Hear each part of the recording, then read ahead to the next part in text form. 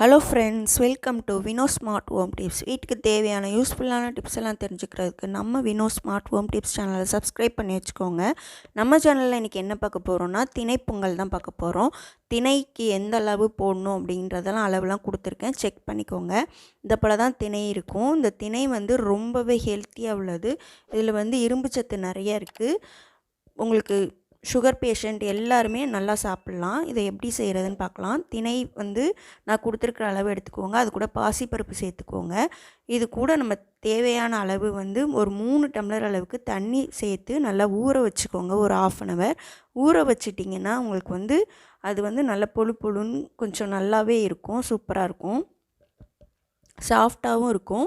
இந்த மாதிரி திணை பொங்கல், சாமையில் செய்கிற பொங்கல் எல்லாமே நீங்கள் சீக்கிரமே சூடாக சாப்பிட்ற மாதிரி சாப்பிட்டிங்கன்னா ரொம்பவே டேஸ்ட்டாக இருக்கும். இல்லைன்னா அது கொஞ்சம் இறுகுன மாதிரி இருக்கும். அதனால் நீங்கள் ரெடி ஆகிறதுக்கு உங்களுக்கு ஒரு 25 மினிட்ஸ்குள்ளேயே ரெடி ஆயிரும். அதனால் நீங்கள் பிரேக்ஃபாஸ்ட் சாப்பிட்றது கொஞ்சம் நேரத்துக்கு முன்னாடி ரெடி பண்ணி வச்சிங்கனாலே போதும். இப்போ பாருங்கள், நம்ம கழுவி ஊற வச்ச அந்த இதை குக்கரில் சேர்த்துக்கலாம்.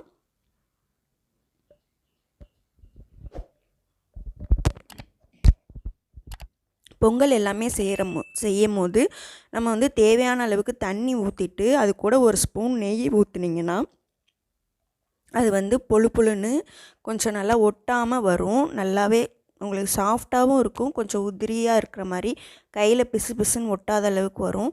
இந்த மாதிரி ஊற்றி மூடி வச்சு உப்பும் சேர்த்துட்டு நம்ம மூடி வச்சு ஒரு 3 விசில் விட்டோன்னா இதை போல் இருக்கும். பொங்கல் நமக்கு ரெடி ஆயிரும். அதுக்கப்புறமா நம்ம தாளிப்பு கரண்டியில் நெய் ஊற்றிட்டு நம்ம அரைச்சி ரெடி பண்ணி வச்சுருக்கிற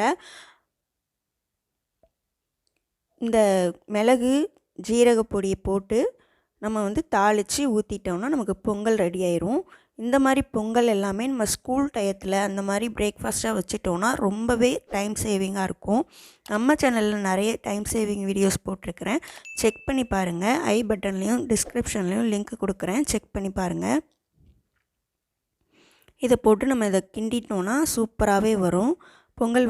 இந்த திணை பொங்கல் ரொம்பவே டேஸ்ட்டாக இருக்கும். அடுத்தடுத்து வர்ற வீடியோவில் உங்களுக்கு சாமை, குதிரைவாலிலெல்லாம் பொங்கல் எப்படி செய்கிறது அப்படின்னு கொடுக்குறேன். அதுக்கு அளவுகள் கொஞ்சம் கொஞ்சம் மாறும். நம்ம சேனலை மறக்காமல் சப்ஸ்கிரைப் பண்ணி வச்சுக்கோங்க.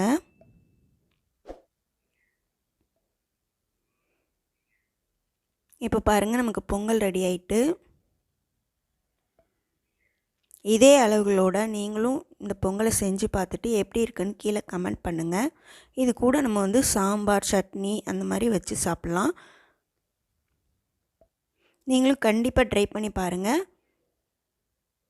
தேங்க்யூ ஃபார் வாட்சிங். தேங்க்யூ.